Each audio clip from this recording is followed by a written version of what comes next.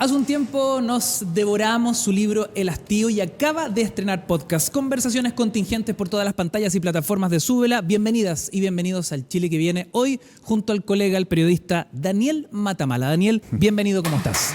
Hola, muchas gracias, Ignacio. Muchas gracias por la recepción, por los aplausos del público que tenemos acá en el estudio. Aplausos genuinos, Daniel. Aquí no le exigimos al equipo que aplaudan por nadie.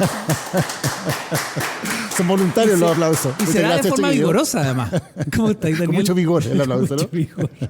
¿Cómo te va? Bienvenido. Muy bien, muchas gracias por la invitación. Oye, bueno, este es un poco un espacio para que podamos mirar las noticias también desde otro ángulo, es decir, salir de esa contingencia más dura y un poco la reflexión que has estado haciendo en los ya, entiendo, 6 capítulos estrenados de tu podcast, Lo que importa, que además, y lo vamos a destacar en breve, ¿no? Se ha convertido en uno de los más escuchados en Chile, la verdad, en pocas semanas, yo te diría, revisando como en un mes. Ya veremos y entenderemos las claves del éxito de ese video podcast y los temas que se han tratado ahí. Pero antes tenemos nuestro duelo de preguntas cortas. Daniel, ¿estás dispuesto a someterte? Ah, ¿no me avisaron que había preguntas cortas? La idea es justamente el factor sorpresa, que es el que permite aniquilar al entrevistado. Partimos con sorpresa. Chuta, ya vamos, ya estamos acá. ¿Qué vamos a hacer? Daniel Matamala, ¿se han picado contigo alguna vez por tus columnas? La pregunta es si no se han picado alguna vez con una columna. Sí, la verdad. Sí, obvio, sí. Siempre generan comentarios, siempre generan reacciones. Algunas más racionales, que es interesante cuando hay debates entretenidos y todo es parte del conflicto. A veces son más ataques personales y hay que pasar, pues no vale la pena. Pero sí, pues siempre hay alguien que se pica o que está en desacuerdo y eso es parte de la gracia, encuentro yo. ¿Algún picado que te haya sorprendido o que te haya llamado la atención o que lo hayas visto casi como un halago? No me acuerdo, fíjate, de algo que en particular me haya llamado la atención. Creo que en general es súper difícil armar debate en Chile porque se tiende a ver las cosas como desde un prisma como de conflicto personal, ¿no? Como este le tiene mal a este y por eso escribió esto. Y la verdad es que yo creo que las columnas, la gracia es que son sobre temas, sobre asuntos que son importantes o que yo considero que pueden ser relevantes en el debate. Y la gracia está como poder tener esa conversación sobre los contenidos, ¿no? Y muchas veces en las redes sociales, claro, la idea es como ya, que peleen o que tal peleó con tal. Y a mí eso, la verdad, no me parece muy constructivo. Así como que me he salido mucho de esa discusión y prefiero como dejar la columna. Ahí está, y que discutan los que quieran discutir, pero no meterme tanto en la discusión que se da después, ¿no? Porque siento que muchas veces se va para otros lados y finalmente no es muy constructiva. Lo que yo quería decir ya lo dije en la columna, y ahí está. Ya, te entiendo. O sea, en el fondo, el flujo o la corriente de opinión que se genere posterior es como, ahí está. Yo prefiero dejarlo ahí. La verdad es que no prefiero meterme mucho en esas conversaciones o en esas discusiones. Porque ahí está, pues la columna está y cada uno tiene su opinión al respecto y yo ya dije las cosas como las quería decir ahí, pues no tengo tampoco mucho más que agregar en general. Tema de conversación semanal esas columnas, hay que decirlo. En jerga periodística, Daniel Matamala, ¿cómo titularías tu vida? Wow. No la titularía El Hastío. ¿Ah? ¿No la titularías como tu último libro? No la titularía como El Hastío. No, yo diría que el entusiasmo ahora. O sea, que estoy súper entusiasmado, en verdad, con todas las cosas que estoy haciendo. Así que estoy muy en una etapa de como hacer cosas nuevas, entusiasmarme con las pegas que estoy tratando de llevar adelante. Así que sí, estoy muy como entusiasmado en general con la vida. Daniel Matamala, ¿el entusiasta? Sí, puede ser. Ahora, sí, está bueno. Si tú fueses una revista de papel cuché, un bonito ejercicio, ¿eh? ¿Con cuál de los titulares te quedarías? No, La verdad de Daniel Matamala, yo tengo Matamala al desnudo. Tengo una portada favorita de la revista de papel cuché que es, quien sea, digamos, el nombre en su mejor momento. ¿Has cachado? ¿Estás en tu mejor momento? Claro, ese sería como el titular así como de revista, porque es como, habrá habido 30 titulares iguales como con esa frase, ¿no? No, es la raja se titulará. Y porque nunca falla, además. Digo, como lector... Uno quiere ver por qué la persona está en su mejor momento, claro, porque son muy buenos. Ya, lo dejamos entonces ahí. Oye, Daniel, jugando con el nombre de tu último libro, ya que lo hemos citado, ¿qué noticia te ha generado mayor hastío en el momento de presentarla, desarrollarla, analizarla, estudiarla? En general, las noticias que son muy repetitivas, en que hay políticos hablando de lo que no saben, de lo que no les interesa tampoco saber mucho, y diciendo sencillamente lo que creen que hay que decir para tener más likes en las redes sociales o para que los inviten al matinal o para generar una polémica artificial. Yo creo que eso me tiene bien hastiado en general de la discusión pública en Chile. Eso en general y en lo específico, ¿alguna noticia que genere justamente ese juego que termina siendo bastante perverso? Cuando uno ve que en el fondo no hay una intención real de sacar adelante discusiones sobre temas súper importantes, no sé, las pensiones, por decirte algo, que llevamos años discutiendo sobre exactamente lo mismo, y tú ves que sencillamente como políticos dándose vueltas para obtener como pequeñas ventajitas o sacar un titular que creen que les conviene, y hay gente esperando 8 o 10 años que le aumenten la jubilación. Eso da hastío, porque creo que es un cinismo tan grande como finalmente no tener una verdadera preocupación por los problemas de la gente, teniendo el poder para poder resolver algo, teniendo la influencia para poder hacerlo, elegir no hacerlo. Me parece que eso sí provoca mucho hastío. Daniel Matamala, si no hubiese sido periodista, esta es una gran pregunta, ¿a qué se hubiese dedicado nuestro entrevistado? ¿Sabes que yo siempre quise ser periodista? De chico, de muy periodista chico. Y nada más. Bueno, me hubiera gustado ser futbolista, obviamente, cuando chico. Claro, me gusta mucho el fútbol y claro, cuando chico uno soñaba con ser futbolista, eso sí. Muy rápido supe que no tenía el talento necesario para eso, pero ni de cerca, solo el entusiasmo. Pero siempre me gustó el periodismo. Fíjate que yo desde muy chico hacía como revistas, por ejemplo. Hacía revistas deportivas, entonces como que inventaba resultados, partidos, tablas de posiciones, las ilustraba, les hacía dibujos y todo. ¿Y dónde las vendía y entre tus compañeros? Sí, las repartía como en mi casa, familiares. Sí. Como que desde muy chico tuve esa afición por hacer periodismo. Curiosamente, no sé de dónde, porque no vengo de una familia donde haya tenido parientes que fueran periodistas. Mi familia más bien tiene que ver, mi mamá era profesora de música, mi papá era actor de teatro, venía como de otros mundos, pero siempre me gustó mucho y me gustaba leer los diarios, me gustaba ver los noticiarios de la tele desde muy chico, no sé por qué, pero veía desde muy chico me preguntaban qué quería hacer y yo siempre periodista. Mira, siempre periodista. Sí. Daniel Matamala, una pasión desconocida. ¿Como alguna afición así? Claro, por ejemplo, Fernando Paulsen nos dijo que cantaba. Tenía como 400 canciones grabadas. Menos mal que lo detuvimos, quería ponerse a cantar acá y todo. No quieren escucharme cantar. Creo que cantó, ¿no? Un poco. Sí, cantó. ¿Qué tal? ¿Bien o mal? ¿Verdad? Cantó. Bien bonito, sí. ya. ¿Sí? Aprobó. No, ustedes no quieren escucharme cantar. Hubo algunos más exigentes, pero la verdad yo a esta altura... No es alguna afición. ¿Sabes qué me gusta? Tengo una colección muy modesta, muy pequeña de camisetas de fútbol. Cada vez que voy a un lugar, por ejemplo, de viaje, me traigo una camiseta de fútbol de la ciudad o del país donde esté, y me gustan también las camisetas clásicas. ¿Ya? Así como, no sé, una réplica de la camiseta de Francia en el Mundial del 82, por ejemplo. Encuentro objetos que son muy lindos. Y sí, tengo una muy modesta colección, pero eso es una afición. Así. Ahora, pero el coleccionista como busquilla de la original o incluso puede ser una media pirata, igual vale. No es que tenga como tampoco ni la plata ni el tiempo para realmente ir a buscar así la que ocupó Michel Platini en Francia contra Polonia por el tercer lugar del Mundial del 82. No da para tanto. Pero es más bien una cosa más lúdica, porque me gustan como objeto las camisetas de fútbol. Las encuentro muy entretenidas, además como marcan como también momentos que son emocionantes para uno, como uno se acuerda de los mundiales de fútbol, se acuerda de los partidos de Chile o de la U, entonces como que también tienen un valor como emocional que es entretenido. Ahora, para entender la más valiosa, si hay un terremoto, grado 8, Richter, grado 9 mejor, país sísmico, la gente ya como que ya no tiene miedo. Grado 9 Richter. En el momento en que se produce el megasismo, Daniel Matamala piensa en salvar solamente ¿cuál camiseta? Tengo una muy linda que es de Deportes Valdivia, con el auspicio de Varig. ¿Qué es eso? Una línea aérea brasileña que auspiciaba Valdivia del año en que, porque Valdivia estuvo 2 años en primera división. Fue un paso breve por la primera división. El 88 y el 89. Y auspiciaba Varig con una camiseta blanca con roja. Hay una valdiviana en el equipo llorando en este minuto. Claro, ¿viste? Sí. Sí. Oye, fue un momento de gloria muy efímero de Valdivia, porque después Valdivia bajó de primera a segunda y al año siguiente bajó de segunda a tercera. Y nunca más. Esos fueron nuestros 2 años en primera división. Así Nuestro que respeto a Valdivia. Esa tiene un valor histórico relevante. Que vengo llegando ahí, además de Valdivia, así que un saludo a todos los valdivianos que nos ven. Así que...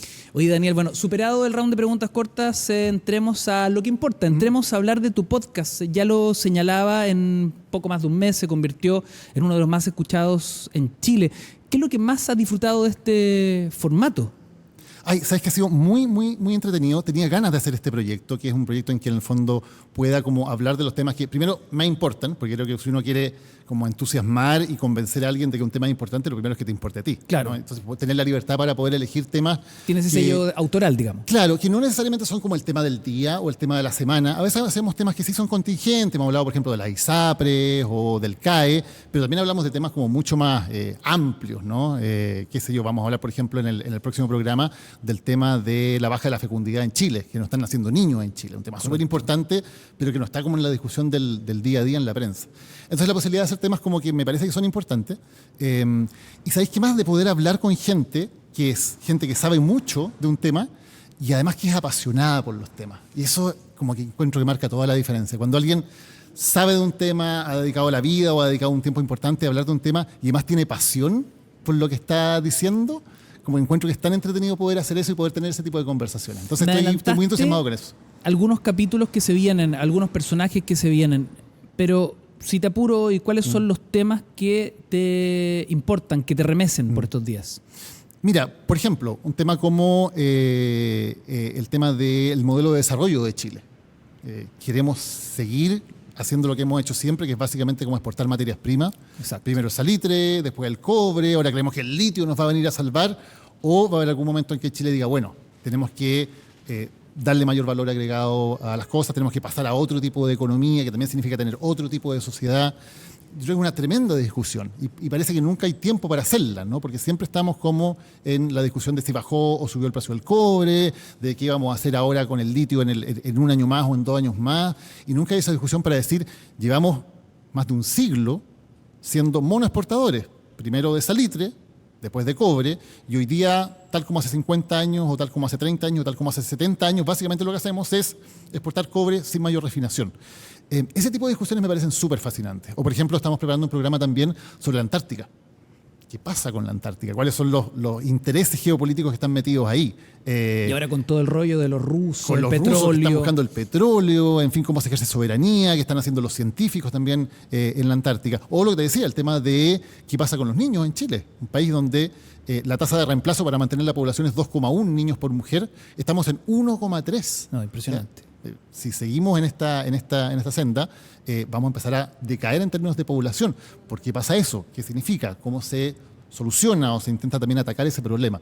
Creo que son temas súper interesantes que no están como en la discusión del día a día, que a mí me parecen importantes, que me parecen muy entretenidos, además como muy fascinantes de aprender un poco más cada semana con lo que hacemos. Y eso es lo que pretendo hacer con el programa, en verdad. Y para abrir la conversación, digo, pensando en el tema de los niños, uno dice, ¿será única y exclusivamente un factor económico, lo costoso que significa en los tiempos que corren la paternidad, o tiene que ver con el dilema de muchas familias respecto del cambio climático? Hay un montón de cosas, claro, porque uno dice, a ver, qué bueno que ahora las personas y las mujeres y las parejas tengan la libertad para decidir, quiero tener hijos o no quiero tener hijos, Correcto. cuántos quiero tener. Eso evidentemente es un tremendo avance. Pero como que hemos dado esa libertad, pero no hemos dado las condiciones para que la gente que quiere tener hijos efectivamente sienta que puede hacerlo. Y ahí evidentemente hay un tema económico que se castiga totalmente a las mujeres con el tema de la maternidad. Finalmente se entiende como que esto fuera una carga que hay que ponerle a las mujeres y no como que es un tema que como sociedad es importante que tengamos niños. Y además hay un tema cultural. Fíjate que estaba hablando precisamente para este programa con Francisca Yuneman, que es una persona que ha estudiado mucho el tema, y me decía que, por ejemplo, en pandemia se dio una especie de experimento social, ¿no? Porque mucha gente tuvo que estar en la casa, hombres y mujeres, digamos, mamás y papás juntos en la casa. Y me decía que para los hombres se había hecho mucho más fácil y más natural ayudar, entre comillas, un muy mal verbo en este caso, con las labores domésticas, o sea, a lavar los platos, a cocinar, a hacer el aseo, más que encargarse de los niños. Mira. Que culturalmente a los hombres les había costado mucho más tomar la parte de la corresponsabilidad, en lo que uno dice es la parte más maravillosa, ¿no? Que es poder como tener más tiempo para compartir con tu hijo, estar ahí. Esa parte les costaba mucho más que hacerse cargo de las tareas como domésticas de la casa. Y ahí uno dice, acá hay un tema cultural, que los hombres tenemos que mirar qué está pasando con nosotros. Porque ni siquiera cuando tenemos efectivamente la oportunidad, cuando se da la condición de poder estar en la casa, nos resulta natural o nos resulta cómodo, nos resulta habitual, estoy hablando evidentemente en términos generales, cada caso es distinto, poder hacernos cargo de lo que está pasando con nuestros propios niños, con nuestros hijos. Entonces, hay evidentemente un tema de cultura, de tal vez falta de referentes masculinos, porque también venimos de ser hijos de una generación de padres que muchas veces no estuvieron ahí o que no se hacían cargo de las labores. Entonces es como construir un nuevo paradigma también, en términos de qué significa ser hombre, qué significa ser papá, qué significa la corresponsabilidad también en la crianza. Claro. Y eso es algo que como que a nuestra generación nos toca irla construyendo, en verdad. No, muy interesante. Cómo pasar de ese padre proveedor, madre a cargo de la crianza, justamente donde se crucen esos roles y de una forma más virtuosa los dos se hagan cargo de todo, digamos. Claro, porque en el fondo, y me lo decía también Francisca en esa conversación, me decía, vemos a muchas mujeres que están diciendo yo tengo derecho a tener independencia económica y a tener también una carrera y a poder también tener como toda una vida laboral fuera de la casa. Pero me decía, pero no veo a los hombres con la misma fuerza diciendo también yo tengo derecho a tener una vida en mi casa, con mi familia, haciéndome cargo de los hijos. Me decía, y tiene toda la razón, esta debería ser una pelea que demos a la par, ¿no? Codo a codo, hombres y mujeres, para tener las mismas oportunidades laborales, las mismas oportunidades económicas y también las mismas oportunidades de desarrollarnos como papás y como mamás, si es que queremos tener hijos, por supuesto. Cada uno toma sus decisiones libremente. Y eso, claro, se ve mucho menos, ¿verdad? Sí, está muy bueno eso, Sí. porque ¿de qué sirve que tanto padres o madres se empoderen, emancipen y se desarrollen profesional, económicamente? ¿Quién se hace cargo de la criatura? Claro. En la casa. ¿Y cómo nos hacemos responsables como en términos mucho más iguales? Todavía tenemos una ley de sala cuna, por ejemplo, que dice que si contratas 21 mujeres en una empresa tienes que tener la sala cuna, y si no, no. Entonces las empresas no contratan a esa mujer adicional. Y decimos, ¿por qué estamos viendo que el hecho de que el niño tenga una sala cuna es como un problema, entre comillas, que trae la mujer? Si el niño tiene una madre y un padre, y que debería ser igualmente problemático, digamos, si lo queremos poner en esos términos, porque finalmente la sala cuna es un derecho del niño, no es un derecho de la mamá. O, por ejemplo, el postnatal, que es un gran avance, por cierto, que haya un postnatal de prácticamente 6 meses, eso es muy importante para la crianza, pero de nuevo, se lo lleva todo la madre. ¿Qué pasa con el padre? Que no tiene esa carga, entre comillas, para el empleador. Entonces, hay un montón de cosas que son culturales, pero que también son legales y que también son de incentivos económicos, que tenemos que pensar mucho más como sociedad. Si es que nos interesa, bueno, que las parejas tengan la posibilidad de decir, quiero tener hijos, bueno, tengamos hijos, porque están dadas las condiciones para poder hacerlo. No, muy interesante. Bueno, próximo estreno entonces. Sí, es el próximo capítulo de Lo que Importa, de hecho. ¿Ese cuándo Sí, sale? El miércoles. El miércoles, sí. Ya, o sea, mañana. Miércoles. No, sí. hoy día es lunes. Hoy día es lunes, sí, pasado mañana. Pasado mañana. Ya. Sí.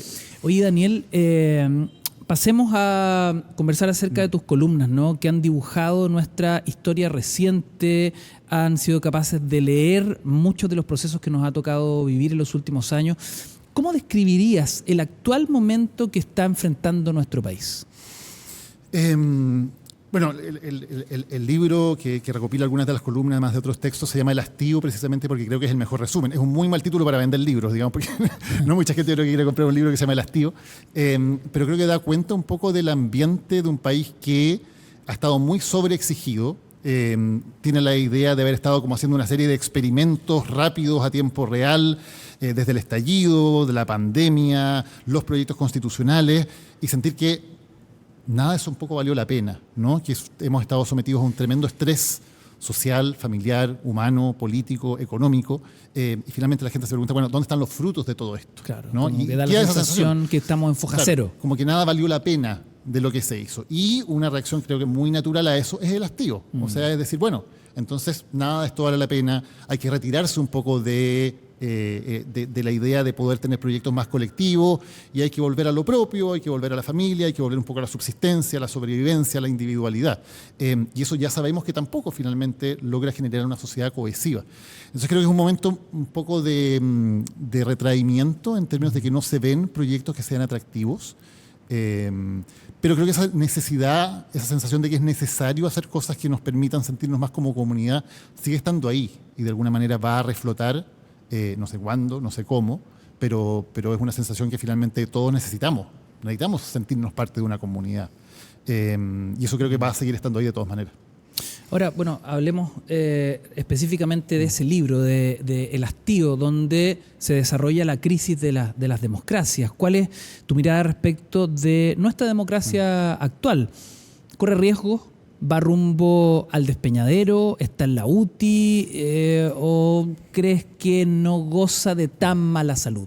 A ver, yo creo que hay que mirar lo que está pasando con la democracia en general. Porque tal vez uno dice Chile, si se compara con otras democracias, no está en un tan mal momento, pero la crisis de la democracia como forma de convivencia en Occidente es una crisis súper profunda, y que está afectando a países que uno podía pensar que eran invulnerables. Estados Unidos, por ejemplo, que parecía, bueno, la democracia liberal, 200 años de continuidad democrática, y hoy día, bueno, los estadounidenses se están preguntando seriamente si va a sobrevivir la democracia, o si va a llegar finalmente un líder autoritario, un dictador que la va a empezar a destruir desde dentro, como ya ocurrió de alguna manera durante el primer periodo de Donald Trump.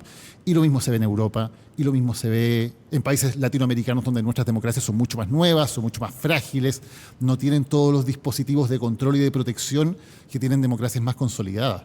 Yo creo que hay una desafección muy profunda con una democracia que no rinde resultados, ¿no? Que parece que fuera más bien una especie de maquinaria teórica, pero no logra entregar resultados, que es lo que nos ha pasado en Chile. Esta sensación de que no vale la pena movilizarse, no vale la pena ir a votar, no vale la pena hacer nada por conservar esta democracia, y modelos que empiezan a resultar cada vez más atractivos de líderes autoritarios en todo el espectro, ¿no? Desde derechamente dictadores hasta aspirantes a dictadores o líderes que tienen un discurso muy autoritario en que se muevan dentro de las fronteras de la democracia, que van resultando cada vez más atractivos. Y Chile, por supuesto, que no es inmune, no es invulnerable a eso. Yo creo que están dadas absolutamente las condiciones para que pueda aparecer un líder autoritario, carismático, que empiece a horadar la democracia. Afortunadamente todavía no ha ocurrido. Hemos tenido un poquito de tiempo, pero no veo que estemos reaccionando para hacer nada para evitar que eso suceda.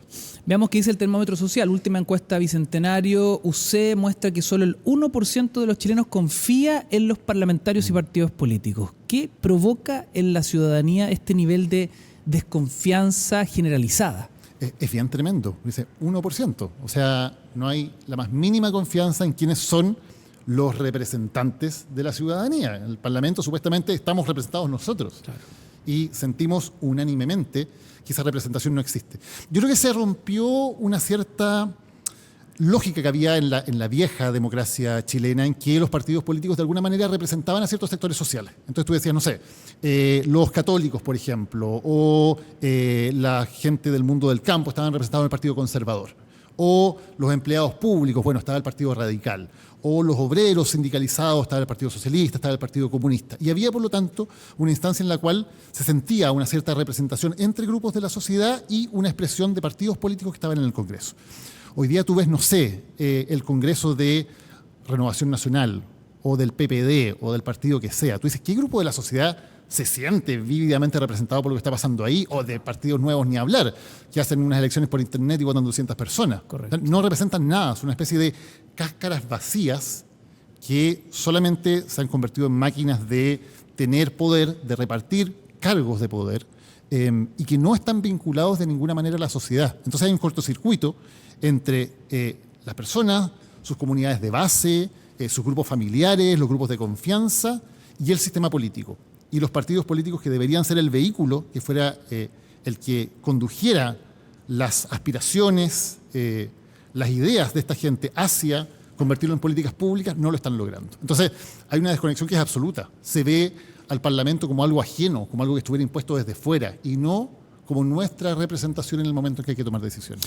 La situación se vuelve más crítica cuando vemos el nivel de fragmentación que existe en el Parlamento. ¿Urge una reforma al sistema político chileno? Sí, se hablaba harto de eso. Yo creo que una reforma es necesaria, pero no es suficiente. ¿A qué voy? Evidentemente, si tenemos 20 partidos políticos en que además la gente sale y entra de un partido político o se sale del partido y funda un partido político nuevo de acuerdo a conveniencia, es un sistema que es muy difícil que funcione. Claro. Entonces, sí, creo que es importante una reforma que permita que haya más disciplina partidaria y que haya un poco más de claridad en cómo funciona eso. Ahora, ¿por qué creo que no es suficiente? Porque vemos el ejemplo, por ejemplo, de la Convención y del Consejo Constitucional. Que la Convención fue, bueno, que los independientes tengan el poder, que venga gente que es ajena a los partidos políticos tradicionales, que entren los pueblos indígenas, y esto va a resultar. Y todos sabemos que fracasó. Y el diagnóstico fue entonces, no, pues que eso no sirve. Lo que hay que hacer es que los partidos políticos, más organizadamente, tengan la toma de decisiones, que esto lo hagan políticos profesionales. Bueno, se hizo el Consejo, se eligió, de hecho, se le entregó la mayoría a determinados partidos políticos, y la cuestión fracasó igual. Entonces tú dices, ¿era un problema de esas formas o de que si había más o menos independientes o si había partidos más chicos, partidos más grandes, que si estaba la lista del pueblo, estaba el Partido Republicano? Parece que no. Parece que el problema es harto más profundo que una cosa como de mecánica electoral. Es un problema de que ni esa agrupación de independientes y de organizaciones sociales, etcétera, ni tampoco los partidos políticos consolidados lograron generar proyectos que le hicieran sentido a la mayoría de la sociedad chilena. Y ambos fracasaron. Entonces me parece que creer que esto se va a arreglar con una reforma al sistema político, no como cambiando un poquito así la sala de máquinas solamente, es jugarnos un poco la trampa al solitario. O sea, creo que probablemente eso por sí mismo no va a resolver ningún problema de fondo. ¿Y cuáles son esos problemas de fondo entonces? Es que si tuviéramos la solución, porque hay un problema de todas las democracias occidentales. Yo estoy cada vez más convencido de que es muy difícil solucionar los problemas de la democracia si no miramos lo que está pasando en los medios de comunicación. Porque finalmente cada forma o cada encarnación de la democracia a lo largo de la historia tiene que ver en cómo la gente se comunicaba, se informaba y conversaba entre ellas. No sé, la democracia ateniense tenía que ver con que la gente podía juntarse, digamos, en la plaza pública y conversar directamente entre ellos, ¿no? Y era un tipo de democracia. Después la democracia que empieza a surgir muy lentamente, por ejemplo, con la palabra escrita, con la prensa, con los diarios, tiene ciertas características especiales. Luego, cuando irrumpen los medios masivos, como la radio y la televisión, hay una crisis de las democracias que es tremenda, digamos, es la crisis de los fascismos, de los totalitarismos, porque este nuevo método de comunicación masiva permite movilizar e instrumentalizar a las masas de una manera que hasta entonces no era posible. Y la gran crisis de la democracia en los años 20, los años 30, tiene mucho que ver con estos medios de comunicación masivos. Y ahora nuevamente estamos teniendo un cambio radical, muy profundo, en la forma en que nos informamos, nos comunicamos y hablamos entre nosotros, que tiene que ver con las redes sociales. Correcto. Y yo creo que parte muy importante de esta crisis de las democracias tiene que ver con que no sabemos cómo usar esas redes sociales de una manera que consolide la democracia. Hoy día, lamentablemente, las redes sociales en gran parte se están convirtiendo en un instrumento de desinformación, de polarización, de mentiras, que permiten que la gente sea más manipulable por líderes autoritarios que antes. Y por lo tanto, lo que creíamos que era una especie de utopía, ¿no?, de estas redes sociales democráticas en que todos nos íbamos a comunicar libremente, se está convirtiendo en una pesadilla que tenemos que mirar muy seriamente. ¿Qué estamos sacrificando? ¿Qué tenemos que cambiar para que la democracia pueda sobrevivir en este marco? Hay un psicólogo social estadounidense que se llama Jonathan Haidt, que ha estudiado mucho el tema de las respuestas humanas, de cómo funcionan. Yo lo entrevisté hace unos 7, 8 años y él me decía, creo que las redes sociales pueden no ser compatibles con la democracia como la conocemos. Y en ese momento yo dije, este tipo está loco, digamos, ¿de qué está hablando? Y hoy día encuentro que tiene mucha razón. La forma en que estamos ocupando las redes sociales, no es que las redes sociales sean malas en sí, por supuesto. El uso que le damos. La forma en que la estamos usando, la falta de control que hay sobre ella. La construcción de los algoritmos, todo eso. Las burbujas que van generando en cada persona, en cada uno de sus dispositivos, etcétera. Exacto. Y lo más increíble es que todo esto lo hacen sencillamente empresas siguiendo sus propios criterios comerciales. Correcto. O sea, hemos dejado una parte fundamental de lo que significa la vida democrática a que un par de magnates multimillonarios, varios de ellos con problemas de personalidad más o menos graves, digamos, se encarguen de hacer lo que quieran con la forma en que nos comunicamos. O sea, les estamos entregando gran parte de lo que significa la deliberación democrática a un puñado de personajes que básicamente hacen lo que quieren y que no podemos confiar que estén actuando por el bienestar de la humanidad, ni por el bien de la sociedad, ni de la democracia, ni mucho menos. No, muy interesante que el tema. Daniel Matamala, según datos de la encuesta CADEM, el presidente Boric ha recuperado su base de apoyo y vuelve al 30% de aprobación a una semana de su nueva y tercera cuenta pública. ¿Cómo describirías esa base de apoyo del presidente, de la cual se habla mucho? En la oposición al gobierno hacen gárgaras respecto de la incomprensión que tienen de cómo se mantiene esa base tan sólida a pesar de todo. Claro. Sí, tiene una base muy sólida de apoyo que es más o menos parecida a lo que sacó en la primera vuelta electoral, un poquito más, un poquito menos. ¿Es atípico respecto de otros mandatos?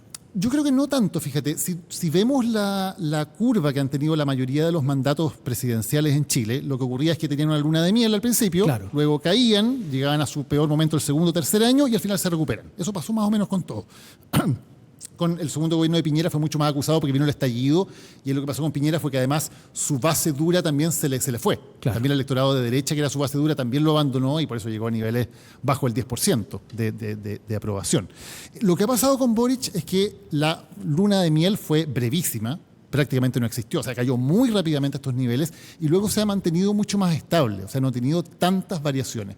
Y eso creo que habla de un electorado más polarizado, más duro en términos de sus posiciones, menos flexible para poder decir, bueno, el gobierno lo está haciendo un poco mejor y por lo tanto lo apoyo, o lo está haciendo peor y por lo tanto le retiro el apoyo. Y creo que eso pasa cuando las sociedades se polarizan. O sea, la gente queda muy atrapada en cierta narrativa, yo soy de este equipo o soy de este otro equipo. Correcto. Y se vuelve un poco impermeable a los hechos que están ocurriendo en la realidad y por lo tanto las variaciones son menores. Creo que habla de eso, de una sociedad que está bastante polarizada, donde a la gente le cuesta mucho más cambiar también de posiciones políticas porque de alguna manera su identidad queda marcada con esa posición política. O sea, yo soy de este sector o soy de este otro y eso es demasiado fuerte y me hace menos flexible en términos de decir, mira, a lo mejor este gobierno en tal tema que me importa lo está haciendo bien, por lo tanto le doy el apoyo o se lo retiro. Claro, ¿no? Por lo tanto, las variaciones son menores. Digamos, sino que caso a caso. Claro, que eso yo creo que es una democracia que es más flexible, que funciona mejor, que premia a los que lo hacen bien, que castiga a los que lo hacen mal. Cuando la democracia se vuelve tan rígida, eso también quita los incentivos a la buena gestión, porque da un poco lo mismo, o esa es la sensación que puede quedar en el mundo político. Da un poco lo mismo lo que hagamos, igual va a haber un 30% que nos va a apoyar sí o sí, y va a haber un 60 o un 65% que va a estar en contra de todas maneras. Claro. Entonces, creo que también vuelve muy rígida la discusión y eso creo que tampoco es bueno para la democracia. Ahora, ¿crees que esto es solo un patrimonio de lo que está ocurriendo hoy, es decir, de este gobierno, de este presidente, o el escenario de la polarización es tal, cuando uno hace esa lectura en Occidente, que el que hubiese estado en ese sillón presidencial le hubiese ocurrido lo mismo? Yo creo que si el presidente fuera Kast, que fue el rival en la segunda vuelta, sería un escenario bien parecido, en verdad. Bien parecido, pero al revés. Claro, te habría un voto duro, evidentemente de derecha, que estaría con él no importara lo que pasara, y habría un voto de izquierda que da lo mismo, lo que hiciera, jamás lo iba a apoyar, ¿no? Creo que también se hubiera dado un fenómeno bastante parecido de mucha polarización. Yo creo que son fenómenos mucho más profundos que no tienen que ver con un gobierno o con una elección en particular.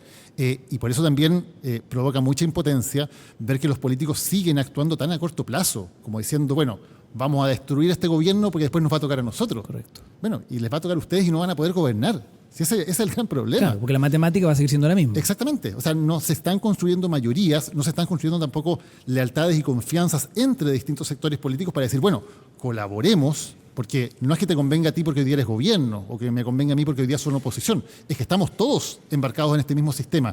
Y si el sistema no funciona, bueno, vamos a tener un 1% de aprobación. Todos, derecha e izquierda, digamos, los parlamentarios de todos los sectores tienen una aprobación muy baja, porque no somos capaces de hacer nada que la gente diga, bueno, esta gente a la que le estoy pagando, esta dieta y estas asignaciones y todo, está haciendo algo que me sirve. Y ahí los políticos no entienden que la gente los mete a todos en el mismo saco. No se trata de que, mira, ahora le tocó a la izquierda gobernar, entonces la derecha va a hacer que fracasen y por lo tanto la derecha se va a quedar con el poder. Lo que va a pasar, si seguimos en este juego de suma cero, es que va a llegar un caudillo autoritario desde fuera y va a destruir el sistema. Y los mismos políticos son los que le van a haber pasado la llave y le van a haber dicho, señor, hágalo, porque nosotros le hemos demostrado a las personas que somos incapaces de solucionar los problemas. ¿Algo así como lo que está ocurriendo en Argentina? Bueno, Argentina evidentemente es un ensayo muy claro en eso.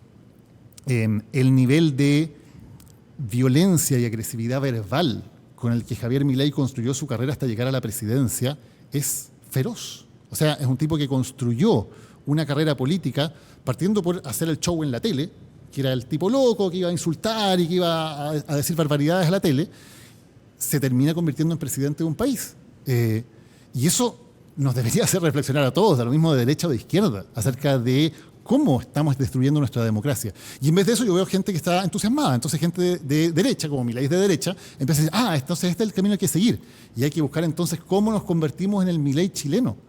Es una locura, es realmente una locura, porque están cortando la rama donde ellos mismos están sentados. Y cuando terminen de cortar la rama, se van a ir de bruces al suelo. Daniel, ¿por qué es tan importante la tercera cuenta pública del presidente Boric? ¿Qué debiese ocurrir ahí? Yo creo que no es muy importante, fíjate. Por ahí escuché a la ministra Vallejo en plan como no van a haber grandes anuncios. Sí. Quizás es el momento en que más que anunciar hay que más bien repasar lo que ya se ha hecho o lo que se tiene que hacer en el corto plazo. Yo creo que las cuentas públicas... El tiempo se acorta. Sí, yo creo que las cuentas públicas se han convertido son evidentemente una ceremonia que tiene un simbolismo republicano que es importante que se mantengan. Básicamente lo que sirven es para que el gobierno ponga 2 o 3 temas en discusión, mantenga esos temas en discusión un par de días, no más que eso. Y claro, en la encuesta del siguiente domingo, generalmente el presidente aparece con un par de puntos más porque aparece en una posición favorable, a los chilenos nos gusta el simbolismo de la banda presidencial, qué sé yo, y por lo tanto tiene un impacto de muy corto plazo. Pero eso se acaba rápidamente. O sea, lo que nos dice toda la experiencia de las últimas cuentas públicas es que el presidente sube un par de puntos y después de unas semanas los baja, que tampoco logra cambiar el escenario político. Logra, claro, que discutamos un par de días sobre los temas que plantea, pero el escenario político no cambia. El gobierno sigue sin tener mayoría en el Congreso, los parlamentarios siguen sin ponerse de acuerdo sobre temas fundamentales. Entonces, la verdad es que yo creo, o tengo pocas esperanzas de que una ceremonia, sencillamente por republicana y por importante que sea que exista, vaya a cambiar demasiado las cosas en términos políticos. Yo creo que va a tener un efecto muy limitado, muy de corto plazo y no más que eso. El candidato Boric, cuando llega a la Moneda, aparece con varias promesas, ¿no? Y una de las más bolladas es la famosa condonación del CAE, un tema que ha sido abordado incluso en tu podcast, en uno de sus capítulos. ¿Cuánto le ha complicado, crees, al Ejecutivo y al oficialismo este tema, ¿no? El tema de la condonación del CAE, una promesa de campaña que hoy se ve muy difícil de cumplir. Claro, es que no hay convicción al mismo gobierno. Eso es lo que uno nota, ¿no? Que el gobierno claramente se dio cuenta de que es imposible, porque condonar universalmente al CAE son 11.000 millones de dólares, una cantidad de plata gigantesca. Pero que al mismo tiempo es una promesa muy simbólica para quienes hoy no gobiernan. Exactamente, y ese es el punto. Yo creo que lo que está haciendo el gobierno es ganar tiempo, decir nos sigue importando el tema, nos sigue preocupando, vamos a presentar un proyecto. Y después, claro, el gobierno va a poder decir, bueno, ya estamos en año electoral, porque el proyecto se va a presentar en septiembre supuestamente, ya después empezamos en año de elecciones presidenciales. Es difícil que un proyecto así salga al Congreso, y entonces van a poder decir, bueno, hicimos lo que se pudo, presentamos el proyecto, pero yo no veo ninguna convicción en el gobierno de realmente querer sacar esto adelante, porque me imagino que se habrán dado cuenta también de que hay otras prioridades que son más relevantes. Una cosa es buscar una solución a algunos casos, que es lo que se está diciendo ahora, soluciones parciales, y otra cosa es lo que se prometió, que era la condonación universal del CAE. Esa condonación no va a pasar, por más que la prometan. Eso no va a ocurrir. Y seguir como diciéndolo es venderle falsas ilusiones a las personas, porque no va a pasar porque no hay el dinero disponible, porque el gobierno no tiene la convicción de que realmente sea una buena política, y tampoco, si la tuviera, tienen los votos para sacarlo adelante. ¿Qué es lo que más te sorprendió de esta conversación en tu podcast? Yo creo que lo interesante del tema es lo heterogéneo que es finalmente el problema del CAE. Porque por un lado, el CAE que tenemos hoy día no es el mismo que se creó en su momento, que yo creo que era un escándalo. Fue un escándalo que fue ruinoso para el fisco, esto de entregarle en condiciones tan ventajosas el negocio a los bancos. Pero además la realidad de la gente que tiene el CAE, que debe el CAE, es súper heterogénea. Hay desde profesionales que efectivamente tienen un buen pasar y que pueden pagarlo y que me parece que es justo que lo paguen, hasta personas que no pudieron terminar sus carreras o que terminaron carreras que no tienen empleabilidad en universidades de muy bajo prestigio, que están endeudadísimos y que están manejando un Uber para salieron sobrevivir debiendo una casa sin poder desarrollarse profesionalmente en aquello. Tal cual. Una gran estafa, digamos. Exactamente. Entonces, para esa gente, evidentemente, esto suena estafa. Para otra gente, no. A otra gente, efectivamente, el CAE fue una oportunidad de estudiar. Yo, por ejemplo, estudié con crédito universitario en su momento también. Y cuando uno creo que le va bien y se desarrolla profesionalmente, creo que hay una obligación de poder devolver también eso pagando. Pero es tan heterogénea la realidad que es muy difícil encontrar soluciones que uno diga son justas, ¿no? Para que las personas que efectivamente se vieron perjudicadas puedan tener un alivio, pero no le estemos dando un subsidio que no merecen a personas que sí tienen toda la posibilidad y la capacidad, y es justo que paguen por eso. Claro. Tan heterogéneo que el concepto universal parece totalmente... fuera de lugar. Fuera de lugar. Claro, sí, porque efectivamente es un problema que no es ya universal, porque además el CAE tampoco es el que era en su momento cuando era con una tasa de interés del 6% y las condiciones leoninas que había al principio. Eso también ha cambiado bastante. Entrando ya a días de la tercera cuenta pública, ¿cuál crees tú va a ser finalmente el legado del presidente Boric? Esa es una gran pregunta. Yo creo, y alguna vez escribí hace poco una columna que mucha gente se enojó, que se llama Barros Boric, ¿no? Comparando un poco con esto del expresidente chileno que alguna vez dijo que hay dos tipos de problemas, los problemas que no tienen solución y los que se solucionan solos. Y decía que de alguna manera veía muchas veces al gobierno como en esa posición, un poco ya de decir, bueno, se hizo lo que se pudo, tenemos nuestro porcentaje de aprobación que se va a mantener ahí. El presidente Boric va a salir bien, va a terminar su mandato, va a salir con un liderazgo, con una experiencia mayor, va a tener sin duda un futuro político, probablemente más adelante va a poder volver a postular a la presidencia. Entonces, como que veo una cierta conformidad con lo que está ocurriendo, que en parte es realismo y eso es bienvenido, por supuesto, hay que entender cuáles son las limitaciones, pero yo creo que hay un poco también de conformidad o de resignación o de decir, bueno, con esto basta, porque vamos a salir de aquí, vamos a salir más o menos bien dentro de todo, ¿no? No se nos va a derrumbar el apoyo como le pasó al presidente Piñera en su momento, y después siempre pasa que viene la nostalgia, ¿no? Claro. Y los expresidentes siempre son mejor evaluados, la gente se empieza a acordar de las cosas buenas que hicieron, porque además llega otro presidente que también tiene mucha oposición. Entonces, y esa actitud que veo Me parece lamentable cuando llegamos apenas la mitad del mandato. Si a este gobierno le quedan todavía 2 años de gobierno y ya parece que en términos de las grandes ideas o los grandes proyectos se estuviera acabando. Y no solamente pasó lo mismo en gobiernos anteriores también. Entonces uno dice, bueno, seguimos pasando con estos gobiernos de 4 años que no son capaces de levantar un legado realmente robusto, relevante, salvo en algunos temas en que obviamente cada gobierno tiene sus temas. Pero tú dices, entre lo que se promete en la campaña y lo que los gobiernos son capaces de efectivamente sacar adelante, hay un abismo. Y de nuevo, eso alimenta el hastío de la gente que dice, bueno, mira todo lo que me prometieron y mira qué es efectivamente lo que han cumplido. Y la comparación de este gobierno, o creo que de cualquiera de los gobiernos anteriores, es bien lamentable cuando se hace esa comparación. ¿La oposición ha estado a la altura de las circunstancias? No, por supuesto que no. Tal como no la estuvo la oposición anterior. Yo creo que la oposición Y que justamente ha sido mea culpa del presidente, claro, y su círculo más cercano. Claro, pero como te decía, está esta mirada tan de corto plazo, ¿no? Que hay que destruir el gobierno actual para que después nos toque a nosotros. Pero llegas a habitar una casa, una tierra arrasada, po.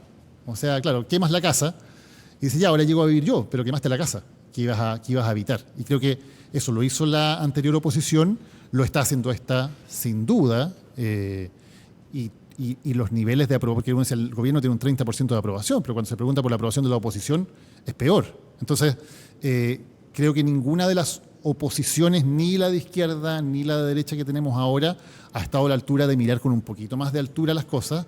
Y te pongo un ejemplo, el tema de las pensiones. Hoy día la actual oposición está en una posición súper privilegiada para llegar a un gran acuerdo en materia de pensiones. De hecho, lo que ahora el gobierno quiere es lo mismo que ofrecía el presidente Piñera, que es 3 puntos a cotización individual y 3 puntos a solidaridad. Y en ese momento la oposición le dijo al presidente Piñera, ¿cómo se le ocurre? No, tiene que ir todo a solidaridad. Ahora se dio vuelta la tortilla y el gobierno está diciendo, por favor, acéptennos el 3 y 3. Y la oposición dice, no, porque después me va a tocar a mí gobernar y yo voy a hacer lo que quiero.